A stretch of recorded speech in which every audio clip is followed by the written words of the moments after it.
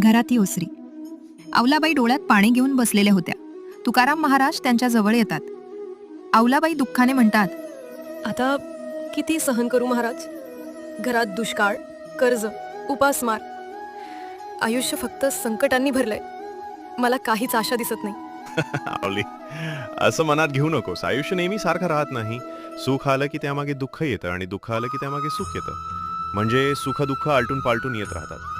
पण दोन्ही स्थितीमध्ये मन शांत ठेवलं की सुख दुःख दोन्ही समान वाटतात. आणि जर आयुष्यात दुःख आलंच नाही तर सुखाची किंमत कशी करणार? खरंय महाराज. जशी रात्र गेली की दिवस उगवतो, तसंच दुःखानंतर सुखही येणारच. हो आवली, पण लक्षात ठेव, दुःखाने खचून जाऊ नये आणि सुखाने हुरळूनही जाऊ नये. कारण कोणतीही गोष्ट कायमस्वरूपी नसते.